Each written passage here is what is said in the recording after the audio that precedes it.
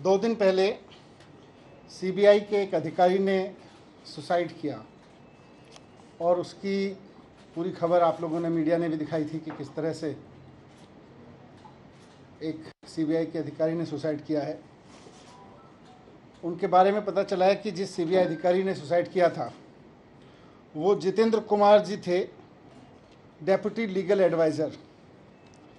ये सीबीआई के anti corruption branch में लीगल एडवाइज़र थे। इनका काम था लीगली चीज़ों को अप्रूव करना, उनको रिजेक्ट करना, उनकी सारी लीगलिटी को देखना। और मेरे खिलाफ जो फर्जी एफआईआर कराई गई है एक्साइज के मामले में, उसका भी लीगल मामला वही देख रहे थे।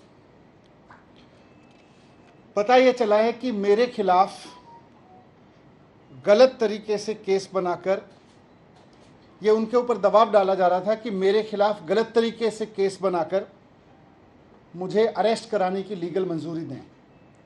उनके ऊपर जिन अधिकारी ने, सीबीआई के जिस अधिकारी ने सुसाइड किया है, उनके ऊपर गलत तरीके से दबाव बनाया जा रहा था कि मेरे खिलाफ इलीगल तरीके से, फर्जी तरीके से केस बना के मेरे अरेस्ट को मंजूरी दें, जिसको वो मंजूरी नहीं दे रहे थे।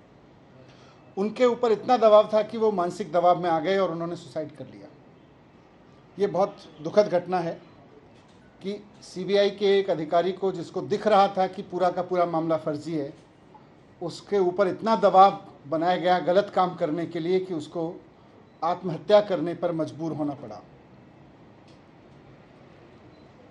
मुझे फंसाने के लिए, मुझे अरेस्ट करने के लिए, किसी फर्जी केस को लीगली साउंड बनाने के लिए एक अधिकारी पर इतना दबाव बनाने पर आ गए ये लोग कि अब बेचारे उस अधिकारी को सुसाइड करना पड़ा। ये बहुत अफसोसजनक है। मेरी उनके परिवार के प्रति बहुत संवेदना है, उनकी असमय इस घटना से। मैं आज प्रधानमंत्री जी को भी कहना चाहता हूँ कि आप मुझको फंसाना चाहते हैं फर्जी तरीके से, फंसा लीजिए। आप मेरे ऊपर रेड कराना चाहते थे, आपने रेड करा ली। आप फर्जी एफआईआर करा चुके मेरे ऊपर। आप मुझे अरेस्ट कराना चाहते हैं, आप बता दीजिए, जहाँ कहोगे मैं आ जाऊँगा। लेकिन इस तरह से अधिकारियों के ऊपर दबाव बना के उन्हें फांसी लगाने पे, उन्हें आत्महत्या करने पे मजबूर मत कीजिए। इससे घर उजड़ रहे हैं। ये ठीक नहीं है। आप हर वक्त यही सोचते रहते हैं मैं सीबीआई का इस्तेमाल कैसे करूं, मैं ईडी का इस्तेमाल कैसे करूं, मैं चुनी हुई सरकारों को कैसे गिराऊं, चुने हुए एमएलएज को कैसे खरीदूं। आप स्कूल बनाने पे कब सोचेंगे? आप अस्पताल बनाने पे कब सोचेंगे? आप महंगाई कम करने पे कब सोचेंगे? आप रोज़गार देने पे कब सोचेंगे? आप केवल यही सोचते रहते हैं कि कैसे सीबीआई पे दबाव बना के चुनी हुई सरकार को गिराऊं विपक्ष की, कैसे चुने हुए एमएलएज को खरीद लूँ विपक्ष के। मैं आज आपके सामने, इस घटना से मैं बहुत आहत हूँ और मैं आपके सामने प्रधानमंत्री जी से 3 प्रश्न पूछना चाहता हूँ।